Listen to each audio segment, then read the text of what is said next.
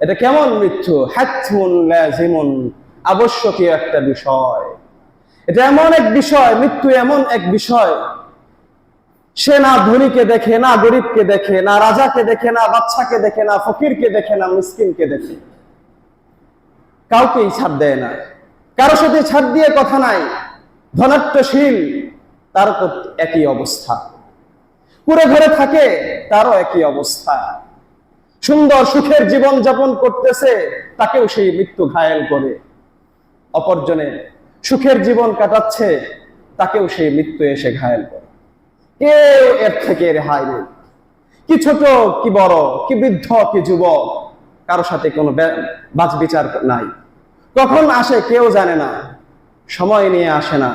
বলে না যে তুমি ছোট এই জন্য এখন আসা যাবে না, বলে না মাত্র যৌবন কাল, মৃত্যু তুমি এখন আমাকে এই আইসো না আমার কাছে, কেউ এই বলতে পারে না। যখন এই মৃত্যু আসে, ফাইদা জাআ আজালুহুম লা ইস্তাখিরুনা সাআতান ওয়া লা ইস্তাকদিমুন। মৃত্যুর সময় যখন ঘনিয়ে এসে যায়, একটা মুহূর্ত পর্যন্ত সময় দেওয়া হবে না, একটা মুহূর্ত পরেও সময় দেওয়া হবে না। ওয়ালা ইস্তাকদিমুন, একটা মুহূর্ত আগেও আসবে না। এমন এক মৃত্যু, এই মৃত্যু আমাদের জন্য অত্যাবশ্যক, কিন্তু এই মৃত্যুকে আমরা ভুলে যাই। এই মৃত্যুর কথা স্মরণ নাই। কোন মানুষের আমাদের দিকে, আমাদের সমাজের দিকে তাকাইলে মনে হয় আমরা এমন একভাবে সকাল থেকে সন্ধ্যা পর্যন্ত, আবার অস্তমিত হয়, রাত যায়, রাতের পরে আবার দিন আসে, আবার আমরা ব্যস্ত হয়ে যাই। আমাদের দিকে তাকালে মনে হয় না যে আমরা এই দুনিয়াতে এক মুসাফির নামক এইখানে দিন কাটাইতেছি। মনে হচ্ছে আমাদের জীবন এইখানে ক্ষণস্থায়ী নয়, চিরস্থায়ী জীবন যাপন পেয়ে গেছি, তাই কিনা? সবাই ব্যস্ত হয়ে যায়, ইবাদতের দিকে কেউ নাই। আরে ভাই, মৃত্যুর দিকে কেন স্মরণ করবা? কেন মৃত্যুর দিকে কথা স্মরণ করবা? মৃত্যু এমন একটা জিনিস, কুল্লু নাফসিন যায়িকাতুল মাউত, প্রত্যেকটা নফস, প্রত্যেকটা প্রাণী তার মৃত্যুর স্বাদ আস্বাদন করবে। প্রত্যেকটা প্রাণী আস্বাদন করবে, এতে কোনো সন্দেহ আছে? আছে? শুধু কি মানুষই? আমার বাড়িতে গৃহপালিত পশু, তারাও একদিন মৃত্যুর স্বাদ আস্বাদন করবে। আসমানের উড়ন্ত পাখিগুলা, তারাও একদিন মৃত্যুর স্বাদ আস্বাদন করবে। নদী ও সাগরের মাছ এবং জলস্থি এবং জলের যে সমস্ত প্রাণীগুলা আছে, ওই সমস্ত প্রাণীগুলা তারাও একদিন মৃত্যুর স্বাদ আস্বাদন করবে। কথা ঠিক কিনা? সমস্ত প্রাণী মৃত্যুর স্বাদ আস্বাদন করবে। সম্মানিত উপস্থিতি, মাছকে, সমুদ্রের কোন প্রাণীকে বলা হয় না তোমার মৃত্যু হবে, তুমি মৃত্যুর কথা স্মরণ করো। গবাদি পশু আমাদেরকে কখনো বলা হয়, গরুকে কখনো বলছেন তুমি অন্যের ধান খায় না, অন্যের জায়গায় যায় না, তোমার একদিন মৃত্যুবরণ করতে হবে বলা হয়? কথা বলেন। আসমানের উড়ন্ত সেই পাখি যে ডালা মেরে উড়ে উড়ে যায়, আমরা দেখি, ওই পাখিকেও কখনো বলা হয় না তুমি অন্যের ধান খায় না, তুমি অন্যের গাছের ফল খায় না, তুমি অন্যায় ভাবে কোনো কিছু চইরো না, তোমারও একদিন মৃত্যুবরণ করতে হবে। স্মরণ করিয়ে দেওয়া হয় কিনা? কথা বলেন। স্মরণ করিয়ে দেওয়া। সবারই মৃত্যু আছে, তাহলে একমাত্র মানুষের মৃত্যু আছে, এটা তো স্বাভাবিক। তাহলে কেন আল্লাহ পাক, কেন আল্লাহর রাসূল আমাদেরকে বারবার স্মরণ করায় দেয় মৃত্যুর কথা? কেন? অন্য কোন মাখলুককে তো মৃত্যুর কথা স্মরণ করানোর প্রয়োজন পড়লো না, একমাত্র আশরাফুল মাখলুকাতকে মৃত্যুর কথা স্মরণ করায় দেওয়ার কথা মনে পড়লো। বারবার কোরআনে বলতেছে, হাদিসের ভিতরে বলতেছে মৃত্যুর কথা, মৃত্যুর কথা। আল্লাহ তাআলা বলেন, আয় নবী বলে যাও, কুল ইন্নাল মাউতাল্লাযী, ওই মৃত্যু, তাফিরুনা মিন, যে মৃত্যু থেকে তোমরা পলায়ন করে বেড়াইতেছ। অসুখ হয়ে গেছে, চিন্তা, ভালো লাগতেছে না, আমার আরো বেঁচে থাকা দরকার। বাংলাদেশে সুচিকিৎসা পাওয়া যায় নাই, এইখান থেকে চলে গেছে বাহিরে ইন্ডিয়ায়, ইন্ডিয়ায় পাওয়া যায় না, আরো উন্নত রাষ্ট্রে চলে গিয়েছে। কিসের জন্য? নিজের সুচিকিৎসা এবং সুস্থ এবং জীবন বাঁচানোর জন্য, তাই তো নাকি? এই মৃত্যু থেকে পালায়ন করতেছে। তাফিরুনা মিন, আল্লাহর রাসূল কোরআনের ভিতরে বলে দেন, আল্লাহ পাক বলছেন তাফিরুনা মিনহু ফাইন্নাহু মুলাকিকুম, ফাইন্নাহু মুলাকিকুম। বারবার শুনে রাখো, এই মৃত্যু তোমাদের আলিঙ্গন করবে। ফাইন্নাহু মুলাকিকুম, এই মৃত্যু তোমাদের সাথে সাক্ষাৎ করবে। ফাইন্নাহু মুলাকিকুম, এই মৃত্যুর সাথে তোমাদের সাক্ষাৎ করতে হবে। সুম্মা তুরাদ্দুনা ইলা আলিমিল গায়বি ওয়াশ শাহাদাতি ফায়ুনাব্বিউকুম বিমা কুনতুম তা'মালুন। মৃত্যু থেকে তাহলে পলায়ন করা যাবে? তাহলে আল্লাহ তাআলা কোরআনের ভিতরে বলে দিবেন, মৃত্যু থেকে কোত্থেকে পালায়ন করবা, কোথায় পালায়ন করবা, কেন মৃত্যুর কথা, এটা পরে ইনশাআল্লাহ বলবো আস্তে আস্তে। এই প্রশ্নটা রাখলাম, আপনারা ভাবতে থাকেন। মৃত্যু এমন এক বিষয়, এমন একটা জিনিস, কেউ পালায়ন করতে পারে না। আল্লাহ আরো দ্ব্যর্থহীন ভাষায়, কঠিন ভাষায় বলে দিয়েছেন, আইনামা তাকুনু ইদরিকুমুল মাউত, আইনামা তাকুনু, তুমি পৃথিবীর যে প্রান্তেই থাকো না কেন, ইদরিকুমুল মাউত, মৃত্যু তোমাকে পেয়ে বসবে। পৃথিবীর যে প্রান্তেই থাকো না কেন, মৃত্যু তোমাকে পেয়ে বসবে। কেন মৃত্যুর কথা আল্লাহ আবার স্মরণ করি? কিভাবে স্মরণ করে বুঝেন বিষয়টা? একটা প্রশ্ন রাখছি। কয়টা প্রশ্ন রাখছি? একটা প্রশ্ন। সেই প্রশ্নটা কি বলেন তো? প্রশ্ন, দুনিয়ার অনেক মাখলুকাত আছে, কোন মাখলুকের ক্ষেত্রে স্মরণ করিয়ে দেওয়া হয় না তোমার মৃত্যু আছে, তোমার মৃত্যুবরণ করতে হবে, সুতরাং তুমি সতর্ক ভাবে চলো, তোমার মৃত্যু আছে, তোমার মৃত্যু আছে। কোরআনে কোনো কিছু আছে? কোনো জায়গায় না।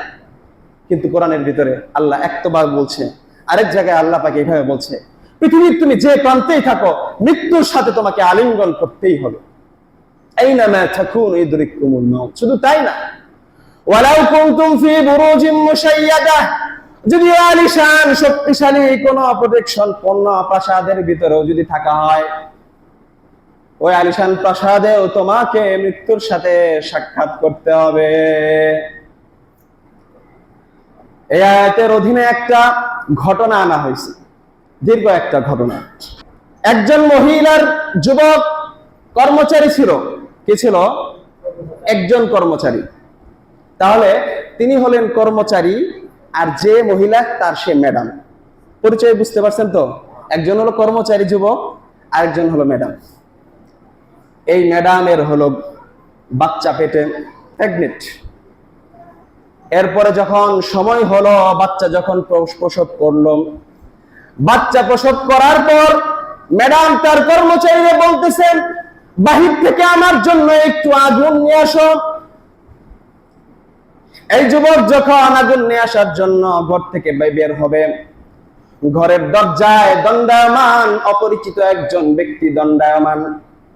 এই দণ্ডায়মান ব্যক্তি ওই যুবক কর্মচারীকে বলছে, তোমার ম্যাডাম কি সন্তান প্রসব করেছে? কি সন্তান, ছেলে না মেয়ে? এখন তো ছেলে মেয়ে বলে দেয় না, এটা তো হয়ে গেছে, এই জন্য জানে, সমস্যা নেই। হ্যাঁ, এটা আগেরটা, এটা পরেরটা, ডেলিভারি হয়ে গেছে। ওই যুবক বলল, আমার ম্যাডাম কন্যা সন্তান প্রসব করেছে। ওই দণ্ডায়মান আগন্তুক অপরিচিত ব্যক্তি বলল, শুনে রাখো, ওই কন্যা সন্তান সম্পর্কে তিনটা ভবিষ্যৎবাণী। কয়টা ভবিষ্যৎবাণী? তিনটা। এক নম্বর হইল, এই কন্যা সন্তান বড় হয়ে যুবতী হয়ে পরিপূর্ণ পরিণত বয়সে উপনীত হয়ে 100 জন যুবকের সাথে জিনায় লিপ্ত হবে। নাউযুবিল্লাহ।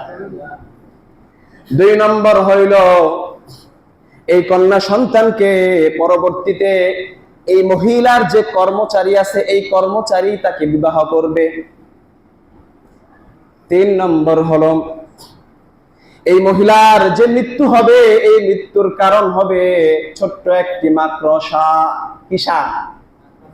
মাকড়সা। ঠিক আছে, যাই। এই যুবক তো খুবই চিন্তার ভিতরে, পেরেশানের ভিতরে পড়ে গেছে। কি বলে গেল, কি শুনলাম, কিছুই তো বুঝলাম না। এই যুবক চিন্তা করতেছে, যেই কন্যা শিশুর মাধ্যমে, যেই মেয়ের মাধ্যমে 100টা যুবক জিনার ভিতরে লিপ্ত হবে, ওই কন্যা সন্তান, ওই মেয়ের পৃথিবীতে বেঁচে থাকার আর অধিকার নাই। এই জন্যই পৃথিবী থেকে তাকে বিদায় করে দিতে হবে। যেমন চিন্তা তেমন কাজ। সুন্দর একটা ছুরি হাতে নিয়ে গিয়ে ওই বাচ্চার কাছে বসে ওই ছুরি দিয়ে আঘাত করে তার পেট মেরে ফেললো। মেরে ফেলার পরে কি আর বসে থাকা যায়? যায় না। ওই যুবক দৌড়ে পালিয়ে গিয়েছেন। শেষ, এই জায়গার চাকরি তার শেষ। এখন তো খাইতে হবে। এই জন্য সে উপার্জনের জন্য এখন ভিন্ন জায়গায় চলে গিয়েছে। সমুদ্র পথ পাড়ি দিয়েছে। সেই সমুদ্র পথে এসে অনেক টাকা পয়সা, অনেক কাল জমে, অনেক সময়, বছরের পর বছর চলে গিয়েছে। এই দীর্ঘ একটা সময় পাড়ি দেওয়ার মধ্য দিয়ে সে অনেক টাকা পয়সা উপার্জন করেছে, ধনাঢ্যশীল হয়ে গেছে, মালদার হয়ে গেছে। এখন তো যুবক একা, মালদার হয়েছে, একা একা কি আর ভালো লাগে? একটা বিয়ে করা দরকার, টাকা পয়সা থাকলে। আমাদের যে সমস্ত যুবক ভাইদের টাকা পয়সার কারণে, আর্থিক অভাব অনটনের কারণে যারা এই বিবাহ বন্ধনে আবদ্ধ হতে পারছে না, অন্তরের অন্তঃস্থল থেকে তাদের জন্য দোয়া করি, আল্লাহ পাক তাদেরকে সর্ব ধরনের ক্রাইসিস, সর্ব ধরনের সংকীর্ণতা দূর করে দিয়ে সবকিছু ওয়াসাআত দান করে বিবাহের মতো সুন্দরপূর্ণ একটা ইবাদতে কাজে লিপ্ত হওয়ার বা বিবাহতে আবদ্ধ হওয়ার তৌফিক দান করুক। সবাই বলেন আমিন। আমিনটা কিন্তু জোরে হইল না। মাঝখান দিয়ে কয় মাস, কত বছর, বছরের পর বছর চলে গিয়েছে। সেই দিক দিয়ে ধনাঢ্যশীল হয়ে গেছে, বিয়ে করবে এখন। এই জন্য নিজ দেশে আবার আসছে। নিজের মাতৃভূমিতে এসে বিভিন্ন ভাবে প্রচারণার কাজ চলছে। একজন বৃদ্ধা মহিলাকে দেখেছেন। সেই বৃদ্ধা মহিলাকে বলল যে, চাচি, আমি বিবাহ করতে চাই। কারণ না, এই এলাকার সবচেয়ে সুন্দরী রূপসী মেয়েকে আমি বিবাহ করতে চাই। ভাই, ঠিক আছে বাবা, তাহলে তো সবচেয়ে সুন্দরী রূপসী মেয়ে হলো অমুকের মেয়ে, ওই অমুক। আচ্ছা ঠিক আছে, তাহলে আমার পক্ষ থেকে আপনি তাদের কাছে প্রস্তাব পাঠান। তো যাই হোক, ঘটনা সংক্ষিপ্ত, এখন প্রস্তাব পাঠানো হলো এবং প্রস্তাবটাও গৃহীত হলো। গৃহীত হওয়ার পরে বৈবাহিক যে সমস্ত আদ্য সম্পাদনের জন্য যা যা লাগে সমস্ত কিছু হয়ে গেল। এরপরে আসলো লাইলাতুল জুফাফ, অর্থাৎ বাসর রাত। সবচেয়ে ছোট্ট একটা রাত। সবচেয়ে কি রাত? ছোট্ট রাত। শীতের রাত বড় হইলেও এটা ছোট রাত, ঠিক আছে না? এই ছোট্ট রাতের ভিতরে, বাসর রাতের, দুইজন স্বামী স্ত্রী কথোপকথন করছে। স্বামী যখন তার স্ত্রীকে দেখল, স্ত্রীকে দেখে সত্যি খুব আটখানা, সৌন্দর্য, রূপ, লাবণ্য দেখে একেবারে তা শিখে গেছে, অবাক হয়ে গেছে, বিমুগ্ধ হয়ে অপলক নেত্রে তার দিকে তাকিয়ে আছে। তো তাকাতে তাকাতে অনেকক্ষণ চলে গেছে। কথাবার্তা হচ্ছে তাদের মাঝে। কথাবার্তা হতে হতে স্ত্রী জিজ্ঞেস করছেন, তোমার জীবনের কিছু ঘটনা আমারে একটু বলো না, কোথায় কেমনে কি অবস্থা তোমার জীবনটা বলো। জীবন বলা শুরু করছে। জীবনের যখন ওই পাঠটা আসলো, আমি একজন মহিলার কর্মচারী ছিলাম। সে যখন ভূমিষ্ঠ করলো, ভূমিষ্ঠ করার পর যে কোনো কারণে ওই ছোট্ট নবজাতক শিশুটিকে, কন্যা সন্তানকে আমি আমার হাতে, নিজ হাতে পেট ফেরে তাকে হত্যা করে ফেলি। স্ত্রী বলে, হ্যাঁ তাই নাকি? হ্যাঁ। এরপরে কি? এরপরেই তো আমি সমুদ্র পথে পালিয়ে চলে যাই। এরপরে আমার অর্থ হয়। তাই? তুমি যে ম্যাডামের কর্মচারী ছিলে, আজকে ওই ম্যাডাম হলো তোমার শাশুড়ি আম্মা। আর যে কন্যা সন্তানকে তুমি পেট ফেরে দিয়েছিলে, ওই কন্যা সন্তানটা আজকে তোমার স্ত্রী। বিশ্বাস হয় না? স্ত্রী কয়, বিশ্বাস হয় না? এই দেখো, পেট দেখায় বলে, এই দেখো, ওই দিনের ছুরির আঘাত আজকেও সেই চিহ্ন বহন করে নিয়ে আমি চলতেছি। সেও তো এটা শুনে টাসকি খেয়ে গেছে। কি কয় এটা? হ্যাঁ, তখন তার কথা তো মনে পড়ে গেল। সন্তান হবার পরপরই তো আমাকে একটা আগন্তুক আইসা আমাকে বলল, তিনটা কথা বলছিল, মনে আছে? তিনটা কথার 2 নম্বর কথাটা হইল যে এই মহিলার যে কর্মচারী আছে, এই কর্মচারী তার মেয়েকে বিবাহ করবে, এই সে মনে মনে ভাবতেছে, বলতেছে না, কিন্তু সে কিন্তু একটা চিন্তার গভীর সাগরে হাবুডুবু খাইতেছে। তাহলে এটাই যদি হয় তাহলে আর বাকি 2টা তো অত্যাবশ্যক।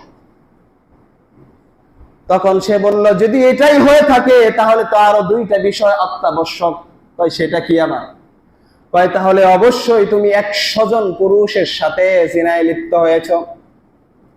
তখন সে আমতা আমতা করে বলে, হ্যাঁ, কিন্তু আসলে গণসংখ্যাটা সঠিক জানা নাই, সংখ্যাটা সঠিক জানা নাই।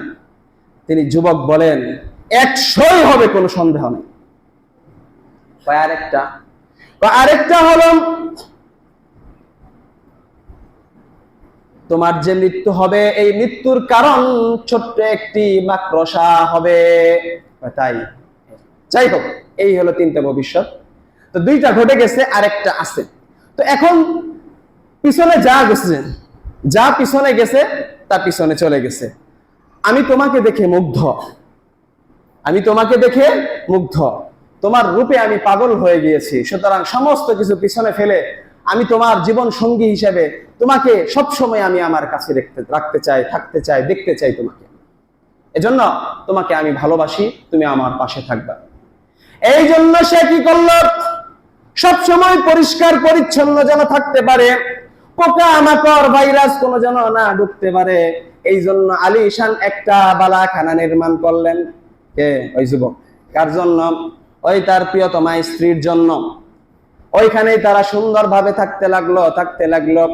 হঠাৎ একদিন কথা বলতে বলতে তার দৃষ্টি স্ত্রীর দৃষ্টি একটা ওয়াল কোণার ভিতরে চলে গেল।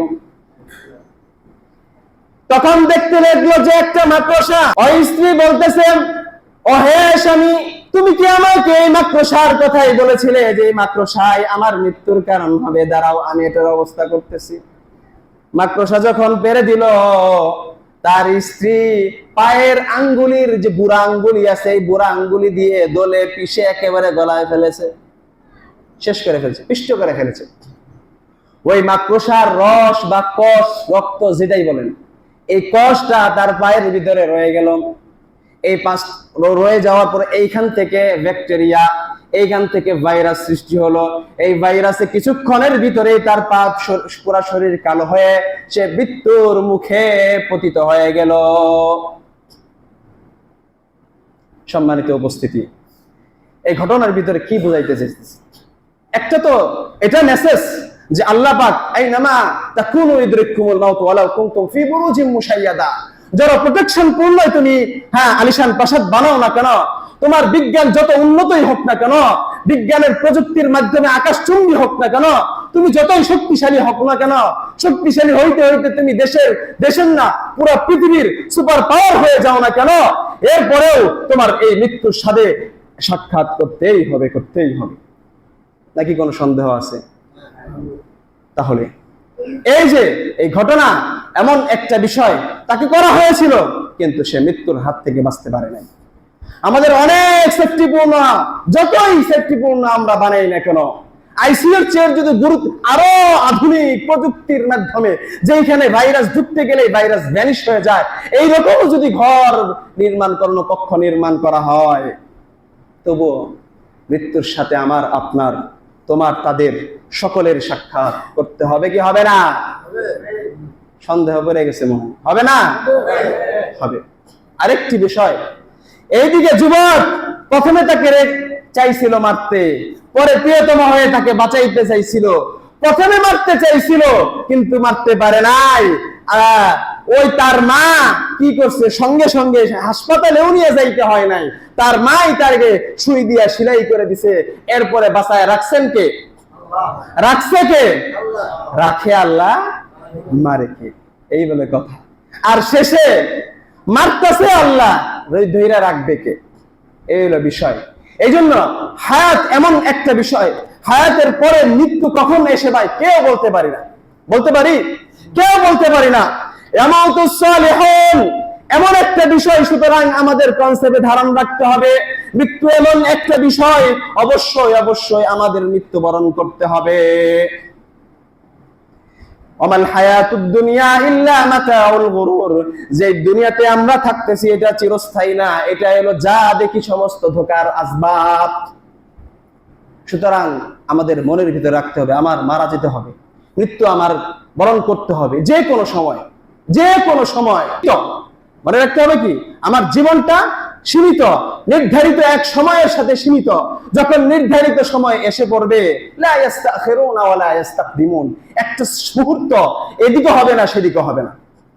যখন সময় আসবে, ইয়ামুতুস সালিহুন, যারা সৎ কাজ করছে এরাও মৃত্যুবরণ করবে, নাকি ওয়া ইয়ামুতুত তালিহুন, যারা বদ কাজ খারাপ কাজ করে বেড়ায় এরাও মৃত্যুবরণ করবে। সন্দেহ আছে?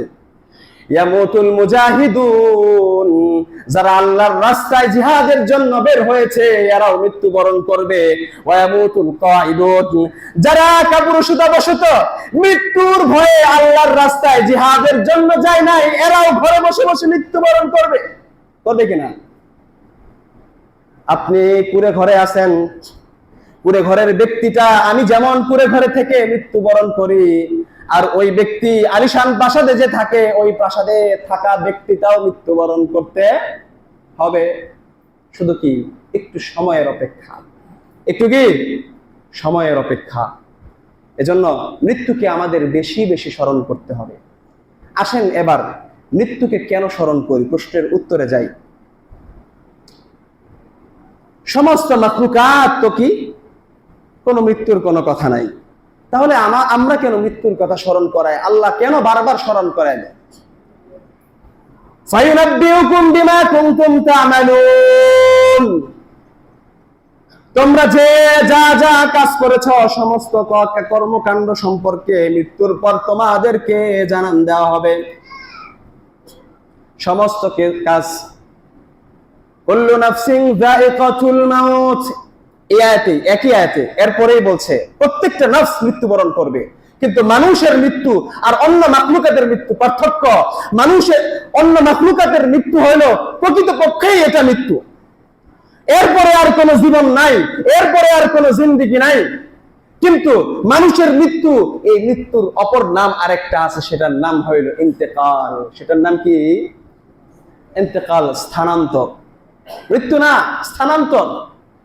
পাঁচটা আলম আছে। কয়টা আলম? পাঁচটা আলম আছে। এক নম্বর আলম আল্লাহ পাক আমাদেরকে সৃষ্টি করেছেন যেটা রূহের জগতে, যেটাকে বলা হয় আলামুল আরওয়াহ। আলামে আরওয়াহ, আলামুল আরওয়াহ থেকে সময় হয়েছে সবাই একসাথে পাঠাই দিছে না? কত জেনারেশন চলে গেছে না? কত আম্বিয়া কেরাম চলে গেছেন না? সবাই পর্যায়ক্রমে। যখন আলামে আরওয়াহ থেকে আমার সময় হয়েছে, আমি আসছি, একটা মনে করেন আলামুল আরওয়াহ, আলামুল আরওয়াহ থেকে বের হওয়ার একটা সময় ছিল আমার, মনে করেন 19 শতকে 20 শতকে, যখন যাই যার সময় আমরা আসতেছি, কিন্তু আসতেছি একটা আলম পার করছি। আলমে আরওয়াহ থেকে আমরা আসছি পেটের জগৎ। এখানেও কিছুদিন থাকতে হয় নাকি? 9 মাস 10 মাস, কেউ 6 মাসের উপরে, 6 মাসের সর্বনিম্ন 6 মাস, এর নিচে না। এই 6 মাস অতিক্রান্ত হওয়ার পরে একটা নির্দিষ্ট সময় আমাদেরও দুনিয়াতে আসতে হয়। আসছে কিনা? তাহলে আলামে আরওয়াহ একটা। দ্বিতীয় নম্বর হইল মায়ের পেট। 3 নম্বর মায়ের পেট থেকে বের হয়ে এখন কিসের পেটে আছি আমরা? দুনিয়ার পেটে। কিসের? দুনিয়ার পেট। এই দুনিয়ার পেট থেকে যখন ওই নির্দিষ্ট একটা সময় আসবে, মাউত, মৃত্যু বা ইন্তেকাল, এর মাধ্যমে আমরা দুনিয়ার পেট থেকে বের হয়ে আলামে বারজাখে চলে যাব। কোথায়? আলামে বারজাখ, যার অপর নাম আলামে কবর। কি? কবরের জগৎ। কবরের জগৎ জিনিসটা কি? অর্থাৎ আখিরাত এবং দুনিয়া, আখিরাত এবং দুনিয়ার মধ্যবর্তী যে স্থানটা, সেটার নাম হলো কি? কবর বা আলামে বারজাখ। ঠিক আছে? তারপরে যে পরবর্তী স্টেপটা, অর্থাৎ কিয়ামত, ইয়াউমুল বাস, অর্থাৎ কিয়ামত সংঘটিত হবে। এই মৃত্যুর মাধ্যমে যখন আমাদেরকে জান বের করে নেওয়া হবে, ইন্নামা তুওয়াফাউনা উজুরাকুম ইয়াউমাল কিয়ামাহ, কিয়ামতের দিন প্রত্যেকের আমল নামা তাকে দেওয়া হবে। আমি আপনি যে আমলই করি না কেন, ছোট হোক বড় হোক, সমস্ত আমলই আমাদের সামনে থাকবে। ومن يعمل مثقال ذرة خيرا يره। উত্তর কিন্তু এসে গেছে। উত্তর কি? আমাকে মৃত্যুর কথা স্মরণ করিয়ে দেওয়া হচ্ছে এই জন্য যে মৃত্যুর পরে প্রত্যেকটা বিষয়ের হিসাব তোমাকে নেওয়া হবে। প্রত্যেকটা হিসাব। কুল্লু নাফসিন যায়িকাতুল মাউত ওয়া ইন্নামা তুওয়াফাউনা উজুরাকুম ইয়াওমাল কিয়ামা। কিয়ামতের দিন প্রত্যেককে তার পুরস্কার করতে হবে। ভালো কাজ ভালো কাজের পুরস্কার, খারাপ কাজ খারাপ কাজের পুরস্কার। প্রত্যেকে আমলনামা আমরা দেখতে পাবো, স্বচক্ষে দেখতে পাবো। ছোট্ট একটা রাতের ভিতরে কেউ দেখে নাই। আল্লাহ পাক বলেন ওয়া ইয়ামাল মিসকালা যাররা খায়রান, ভালো কাজ করছে ইয়ারাহু, কিয়ামতের দিন সে দেখতে পাবে। ওয়া ইয়ামাল মিসকালা যাররাতিন শাররান ইয়ারা, খারাপ কাজ করছে যাররা অনুপরিমাণ, এটাও সে কিয়ামতের দিন দেখতে পাবে। কেমনে? আবার কিতাব আমলনামাও দেওয়া হবে। ফাআম্মা মান উতিয়া কিতাবাহু বিয়ামিনি, যার আমলনামা হাতে দেওয়া হবে সে আনন্দে চিত্তে বলতে থাকবে ফাআম্মা মান উতিয়া কিতাবাহু বিয়ামিনিহি ফায়াকুলু হাউম ইকরাউ কিতাবিয়া। এই ব্যক্তি যার আমলনামা হাতে দেওয়া হবে, এই আনন্দে চিত্তে ফায়াকুল, সে বলবে, লোকদেরকে বলবে, হাউম ইকরাউ কিতাবিয়া, এই নাও আমার কিতাব পড়ো, দেখো দেখো দেখো আমার কিতাব, দেখো আমার কত সুন্দর আমলে আমি যাব, জান্নাতে যাব। এইভাবে সে আনন্দ চিত্তের সাথে বলবে। এরপরে আরো ঘটনা আছে, বলতে গেলে শেষ হয়ে যাবে। ওয়া আম্মা মান উতিয়া কিতাবাহু বিশিমালিহি, আর যার আমলনামা বাম হাতে দেওয়া হবে, আল্লাহ তাআলা আমাদেরকে বাম হাতে দেওয়া থেকে আমাদেরকে রক্ষা করুন। আল্লাহ তাআলা আমাদেরকে সকলকে যেন ডানপন্থী হিসেবে কবুল করেন। ডানপন্থী বলতে অর্থাৎ আমলনামা যেন আমাদেরকে যেন ডান হাতে দান করেন। সবাই বলে আমিন। যাকে বাম হাতে দেওয়া হবে, ওয়া আম্মা মান উতিয়া কিতাবাহু বিশিমালিহি ফায়াকুলু, সে বলতে থাকবে, আক্ষেপে 4-5টা কথা বলবে, 5টা কথা বলবে। ফায়াকুলু ইয়া লাইতানি লাম উতা কিতাবিয়া, হায় আফসোস আফসোস, লাম উতা কিতাবিয়া, আমাকে যদি আমার আমলনামা না দেওয়া হইতো, লাম উতা কিতাবিয়া ওয়া লাম আদরি মা হিসাবিয়া, আমি যদি আমার হিসাব, আমার আমলনামা যদি না জানতাম। ইয়া লাইতাহা কানাতিল কাদিয়া, ইয়া লাইতাহা কানাতিল কাদিয়া, হায় হায়, এই মৃত্যুই যদি আমার সমস্ত কিছু শেষ হয়ে যাইতো, এই মৃত্যুই যদি সমস্ত কিছু আমার শেষ হয়ে যাইতো। কিন্তু অন্যান্য মাখলুকাত যত আছে সমস্ত কিছু শেষ হয়ে যাবে। এই উত্তরটা এটাই, মানুষের মৃত্যু হবে কিন্তু সমস্ত কিছু শেষ হবে না, বরং শুরু হবে। এজন্য ভাই মৃত্যুর কথা বেশি বেশি স্মরণ করবো। কেন? পরকালে প্রত্যেকটা বিষয়, হাদিস অনেক আছে, সময় হয়ে গেছে। 5টা বিষয়ের উত্তর না দেওয়া পর্যন্ত আদম সন্তান একটুও নড়াচড়া করতে পারবে। তাহলে ভাই মৃত্যুর কথা আমাদের কেন স্মরণ করতে হয়? বুঝতে পারছি? বুঝতে পারছি? বুঝেন? সম্মানিত উপস্থিতি, একটু আওয়াজ দেন।